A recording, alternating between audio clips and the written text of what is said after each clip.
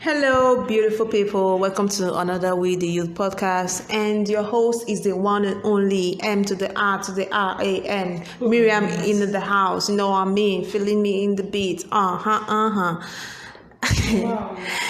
And with me, please, I hope you've not stopped this podcast. Please stay with me. Stay with me. Today we're talking hot topics, just like trending topics in Nigeria. So with me to discuss this is, hi guys. You know that voice now. When you hear that voice, that sweet voice, that soulful voice, that foreign voice, you know that it is who? Check out Elo. A to the E. What? Like Elo.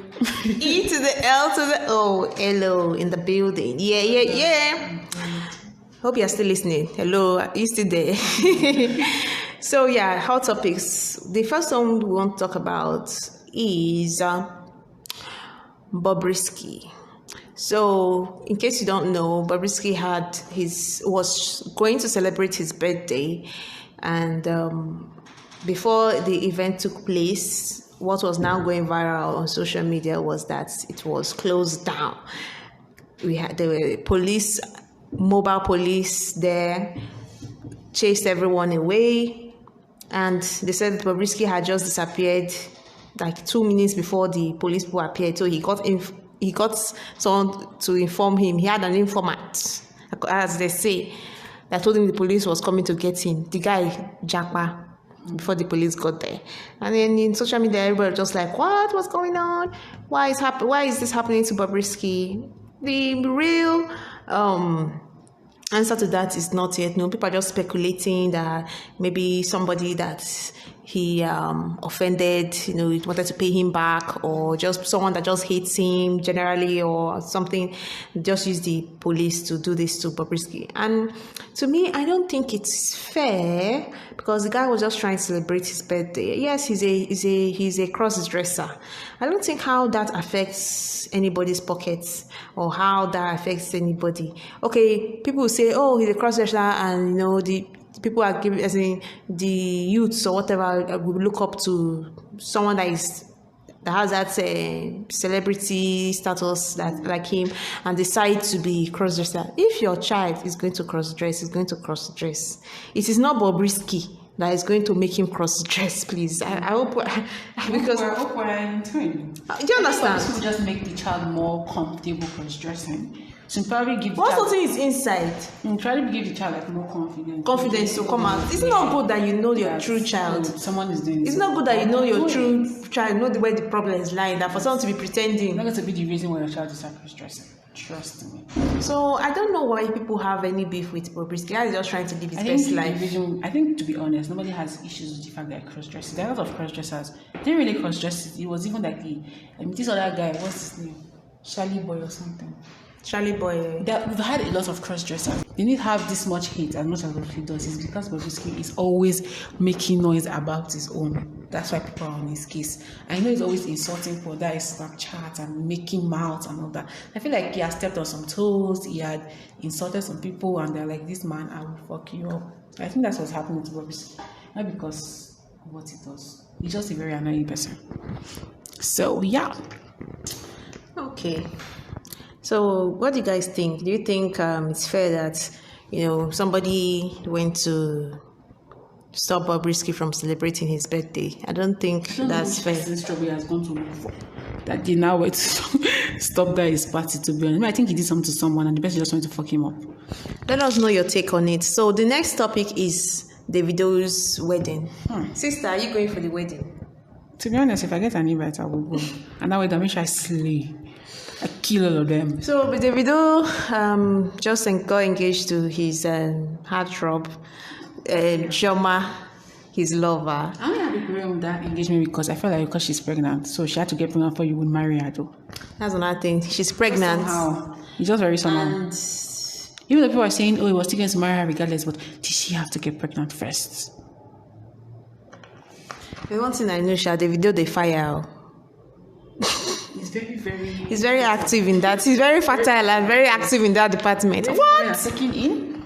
Very fertile. I hope Chioma will be the last. The first marriage, the last marriage. Like, to be honest, I feel like the last baby mama. The fact that they've been dating since, I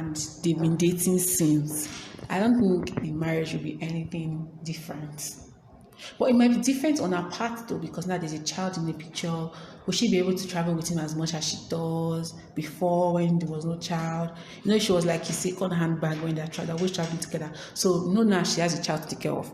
So will she be traveling with him and the child? Like, these are the issues. Do you understand? So I think with all those, trying with the traveling thing, because Davido is always traveling, I feel like that might give him room for other women.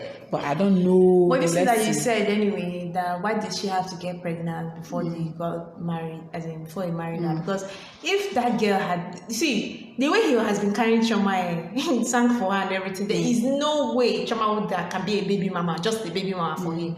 Because even us Nigerians will go to his house and cook rice and tell them to marry. Like, it's that bad. So I guess it just happened.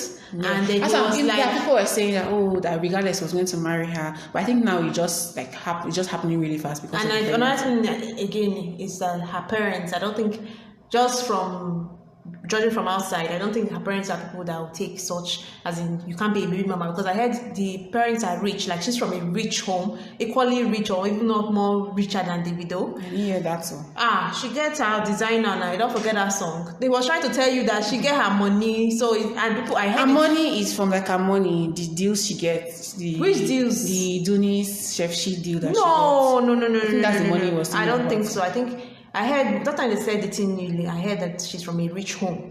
That's what I heard. And even if, anyway, let's not. That's her business. So I don't think Davido would have gotten away with just making her baby mama. I don't think it's because of the parents. What would the parents do? Would they come and beat him? Sure.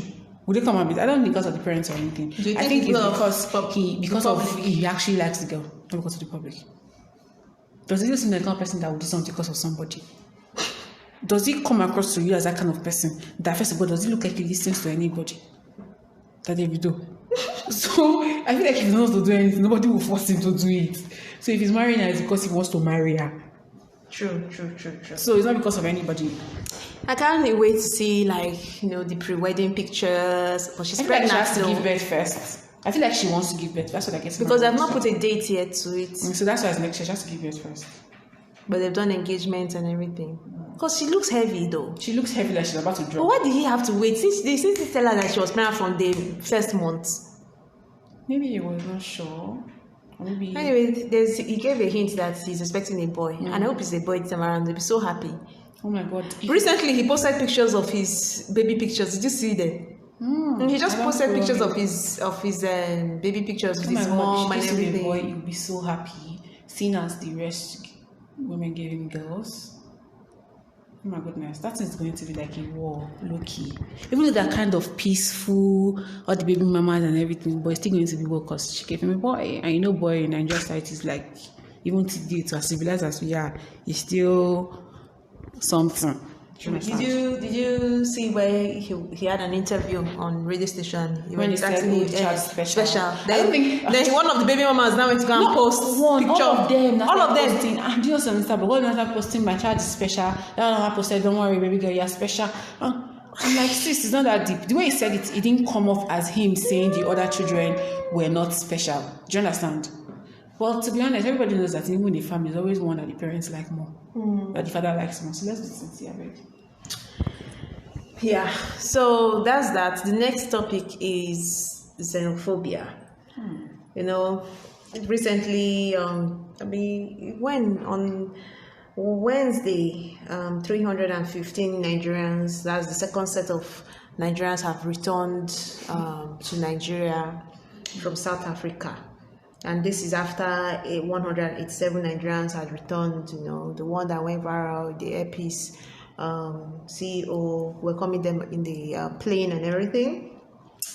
So in total, we're having like almost 500 people have returned now. Do you think those people that actually Nigeria came back because they want to settle here, or they came back because they saw free flights turn back to Nigeria, but they will actually go back when everything settles.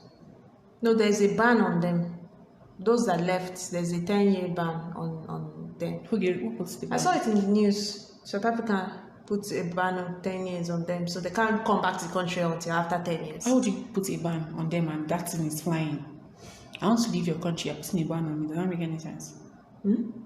I want to leave your country and go back to my country because I don't feel safe in your country. You're not putting a ban on me for 10 years.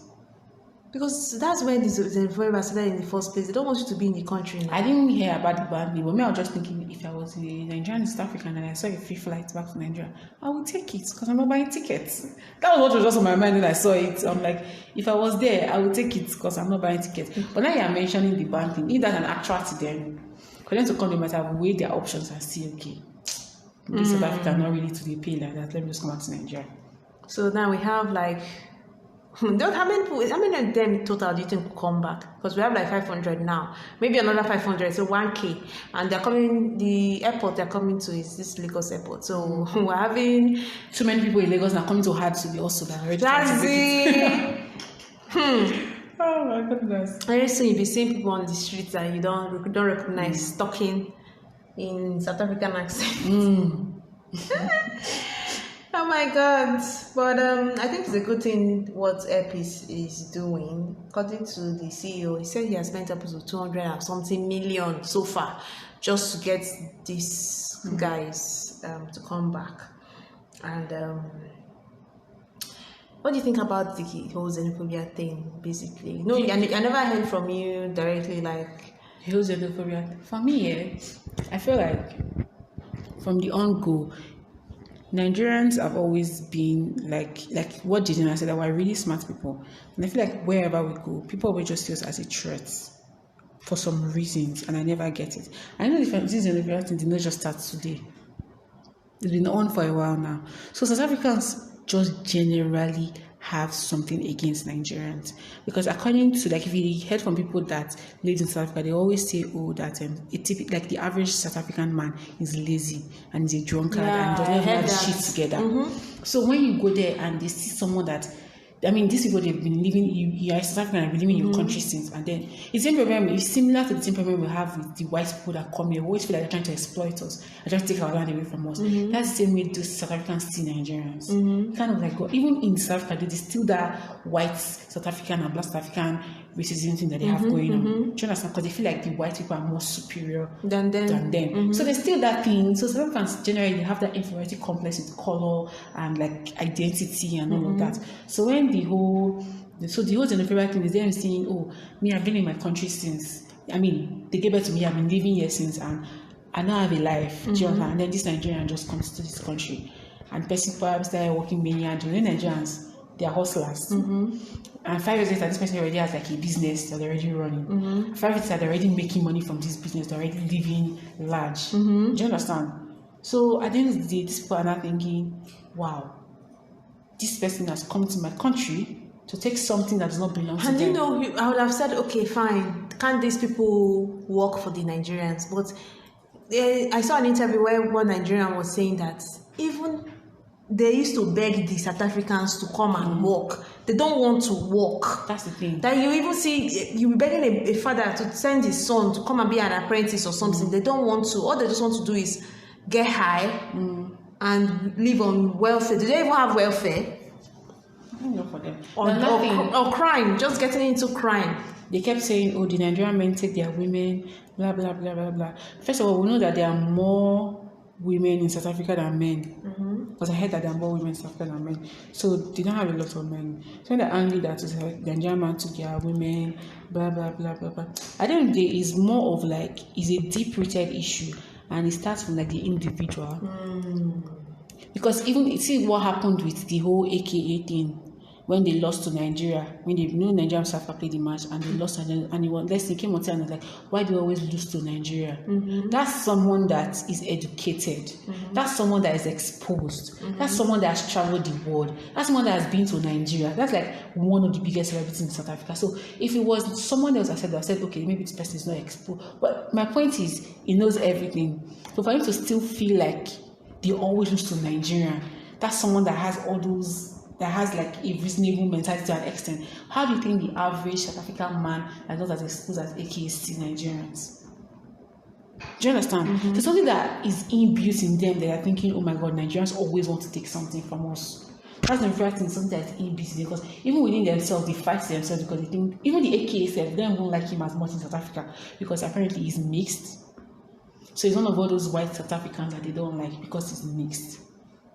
So even with them, they have their own identity issues, and they have identity issues. Like in the podcast I did about this issue, I said that South Africa is a case where this xenophobia thing in South Africa is a case where you have an itch, but you don't. You have an itch, but you don't.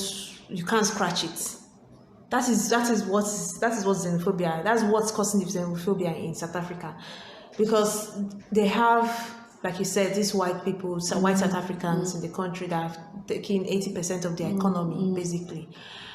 They know where their problem is coming from. So instead of them to face the problem, they now look for the one that they can. They're now looking at something else. Somebody who can actually put this on. Frustration. It's just a way of just expressing their frustration, basically. Because to be honest, if you want to actually fight somebody, in fact, the whole Africa, if you want to be fighting anybody, it's the white people that came to this country we should be attacking. That they still have business in this country that are indirectly still ruling us, even though indirect rule does not work anymore, but they still have some alliance with like African countries. Do you understand? Those are the people we should actually be fighting, not ourselves that we're trying to make it. Because not like Africa is like one big continent that we're actually living large. We're still suffering. So I think why would you be fighting ourselves when I see the whole and Nigerians in Nigeria we have problems too. We have this country. We're really a joke. We have problems in this country. The thing happened now and they said, they're going to boycott South African companies in Nigeria, like killing Nigerians. People on Twitter that are saying boycott South African countries, they're in their house tweeting. They are going on the streets, just heard that they killed somebody in South Africa. They're not related to this person now. Their own is, they say, we'll go ShopRite, we'll go the opportunity to steal. Forgetting that ShopRite is just a name of the brand. At the end of the day, Nigerians still own these companies in Nigeria. Do you understand? I don't know if I think it's it was the ex-governor or somebody. Like, people own this, they just buy like the name, buy the franchise. At the end of the day, it's still a Nigerian company that you're affecting. So now they've gone to loot, they shared that shopper that should go tell them more. They looted it. Okay, you say you want to go and attack shopper. Why don't you go to shopper directly? They entered other stores there. Stole that one, the one in Surulere Mall as well. Stole things from people's shop, and those people are Nigerians. Then they've cost a lot of people, they've lost jobs now because their madam don't have money. Their madam don't have money to stock up the shop back. That's if they would ever even go back to the business. There was one particular woman, one girl that she works for, someone that sells jewelry or something. Millions worth of jewelry she lost. How would that person start from? And things people don't even do insurance in this country. That's another problem. So if your store is not even insured, that means you're starting from the scratch. I don't know how many years that person has been in business. So you're literally taking the person back. So at the end of the day, we're hurting our own people, thinking, well, at the end of the day, South Africans did not affect them now. ShopRite's bidding is still there. After a while, they'll still, I don't even open back. I don't know if they're open now. And the funny thing now is, our government is not doing anything, drastic about it. Like, they're not doing anything concrete. That's what I'm saying. You see what I'm saying about, at the end of the day, it's me and you that have to try to make this country better for us to live in. Because when anything happens, it's me and you to come and attack. Because see now, boycott ShopRite. Next thing, they entered the mall, already affected other Nigerians. Because those are the people that they have access to. The government are not affected because you don't have access to them. Tell them to go to South African embassy or something and go and burn down the place, or something that would actually affect something placed in South Africa. But no, it's your fellow countryman inside to hurt because you think you're doing somebody a favor. That's the problem. This is another thing. South Africans, so they are moving my Nigerians to everybody's man in this continent last. Well, that is that. That's it. You just have to do better as a continent, as a nation. Because the only way for us to grow, we have to come together as a one. Yeah. The another topic we want to discuss is Because at the end of the day, these white people, when they're reading all these stories, they don't know South Africa, they don't know Nigeria, they know Africa. That's what they know, is Africa. They don't know South Africa. That's why when people are always upset that when you're actually what country are you going to? So I'm going to Africa. Africa is my country, the continent, and people always get upset. Because that's what they know. So they were killing ourselves for people that don't even know anything about us to begin. It's just a very sad situation. It's really sad. The next topic is the arrested serial killer terrorizing PH. So I saw this news on Instagram. I watched the video of this man going to a hotel. A woman followed him. Then the next thing, she's tied up, dead on the bed. So the full story hasn't come out yet, because luckily for the community, I guess, they've caught him. The police has caught him, and they said that they're investigating to know what his motives were and everything. And when I saw the story, I was shocked because it means somebody is doing this in this country. Do you understand? I feel like it's not something new. It happens every time, just that this one is the one because of the CCTV that they caught him on camera. Remember one time, my friend stays in Agbara, she was giving me about that highway. I told you, there's one woman there that she behaves like a mad woman, but she used to sell body parts. Small children, she kidnap them, sell their body parts. So they now caught her one day like this. Apparently, this woman is a very rich woman, but she'll come and disguise as a mad woman, then kidnap some more children. But they caught her. Then when they went to the mad, that mad people, they always have like somebody to sit. And nobody used to go there because she thinks someone is mad. Just let them be. When they got, they saw a lot of like school uniforms, school books. That's why the ultimate kidnapping people's children. She now confessed that she kidnaps children. Then she has some boys that used to work for her. So there's no cars that used to just stop on there and act like maybe they'll act like their car got bad or something, while they're waiting for them to bring the body part and they will give it to them. So that's how they used to do business. So all these things have been happening since. Even in Delta State that time, there's this Otokutu bridge. Is it Otokutu? What's the name of the bridge? They were kidnapping people under that place, kill people, and people used to pass that place every day. So it got to a point where people were scared of passing that place because it was becoming so much. So these things have been happening since. But because of the CCTV thing, now that we know, all these things have been happening since because of the CCTV thing. Why now people are like, oh my God, this is still happening, is because we feel like we are more civilized than the way we were 10 years ago. So there are some things that we should have stopped doing. But people are still mad. So do you think, so you're saying that it's killed her for ritual? It's possible. And that what happened. But they didn't say anything of body parts missing. So you think he just cleaned her for the fun of it? I feel like maybe they know each other and they killed her. Yeah, I don't think that, or maybe you see that different. That's why until something like you release an official statement, we'll still not know. Everything will just be assumption. Is it that he's killing her for the fun of it, or the girl did something and he wants to fuck her up, or someone else sent him to kill the girl, or it's for rituals, or what? But this just goes to say that we need, especially there's some people that are still girls, twisted in this country, especially women. We need to be very, very, very careful. We need to be very careful.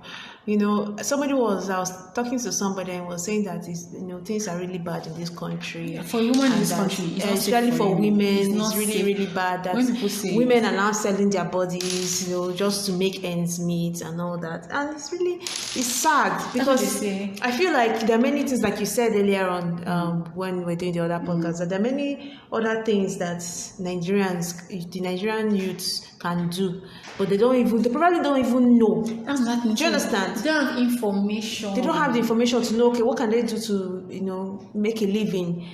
They just feel, because these people are coming from impoverished families. They don't even have the information. Even in my class, when people hear that, some people in my class that work, but not everybody, they're always very surprised how you can be working and you don't have a degree.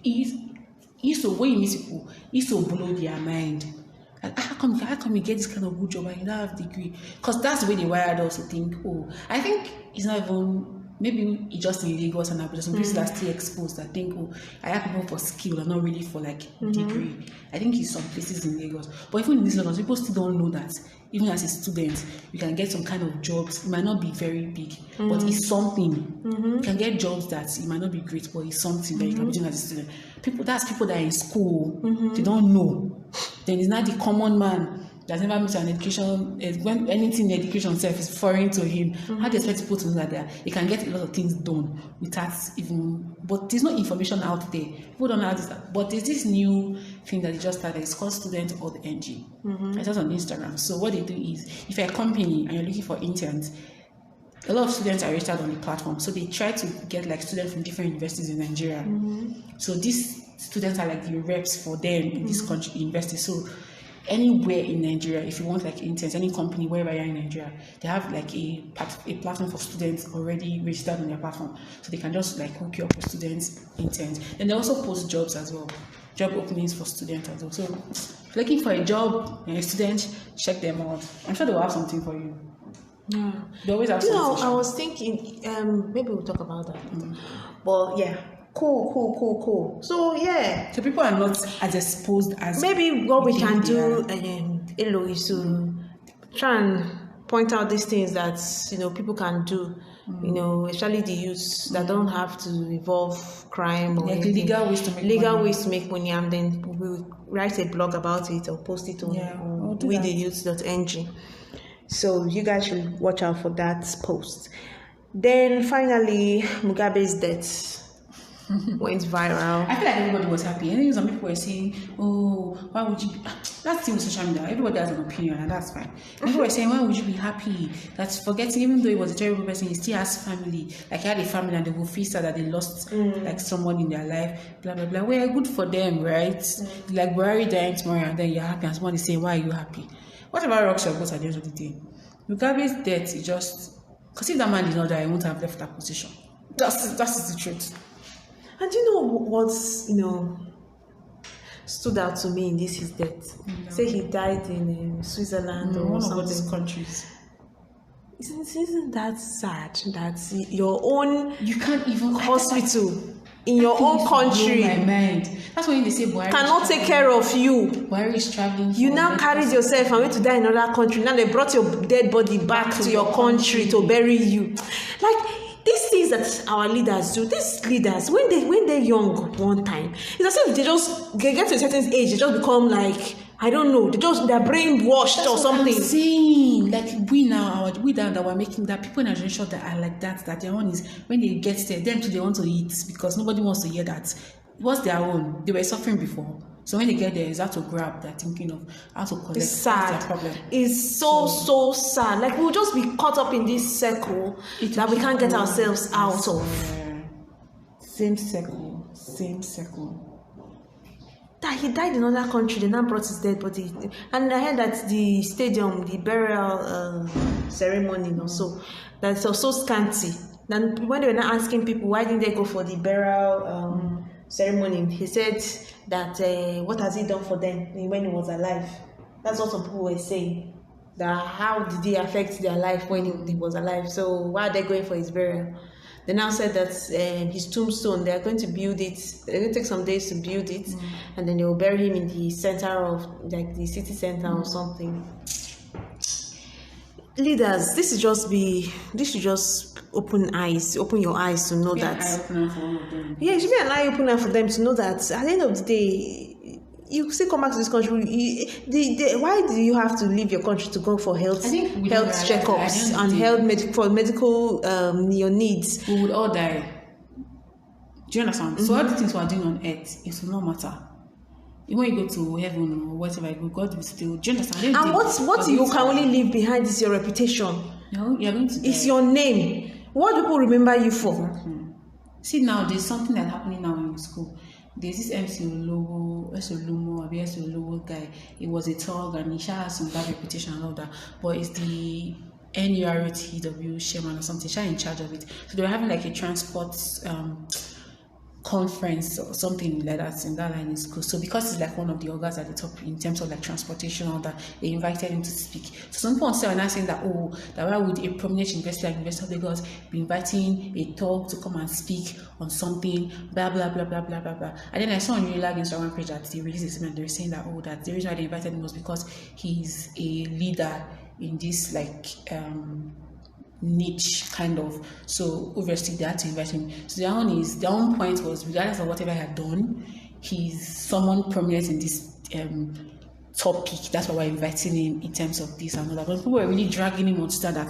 How would they invite him to what's going to talk in university? Was trying to teach students that it's okay for you to be a talk and then hold a big position. That person had a valid point though. Yes. You see, from that angle, he did have a valid point. But at the end of the day, he's already in power.